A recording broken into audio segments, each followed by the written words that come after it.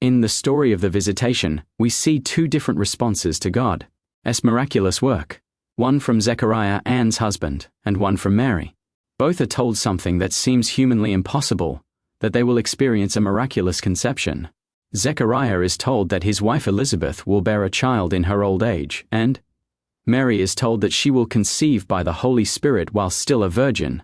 Both question the message, but the difference lies in the heart behind their questions.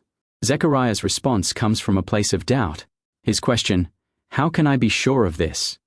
reveals a desire for proof before belief.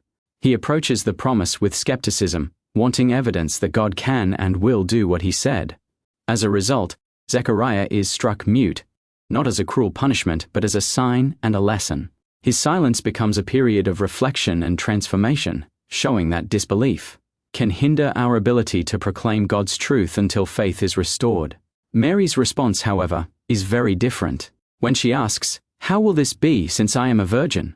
her question is not born out of unbelief, but out of genuine wonder and a desire to understand God's plan. She isn't rejecting the message, she's seeking clarity about how it will unfold. Her heart posture is one of humility and faith. She doesn't demand proof, she simply asks for understanding, so she can faithfully walk in obedience. That's why her final words are so powerful. "Be it unto me according to your word." This contrast between Zechariah and Mary highlights an important spiritual truth. God is not offended by our questions when they come from a heart of faith. He welcomes honest inquiry that seeks understanding. What grieves his heart is when we question him from a place of disbelief or resistance, when we let fear or skepticism silence our faith. God looks beyond the words we speak to the spirit behind them. On the surface, both Zechariah and Mary asked how, but God saw their hearts, one filled with doubt, the other filled with trust. This reminds us that obedience and faith aren't just about what we do or say, but about the attitude with which we approach God. Sometimes we judge actions merely by appearances, but God looks deeper. He discerns the motives, the sincerity, and the posture of the heart.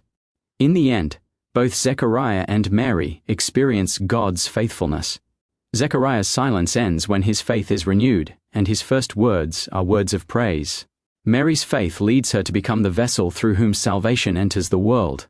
Their stories together teach us that questioning God isn't always wrong. It's the heart behind the question that determines whether it leads to doubt or deeper faith.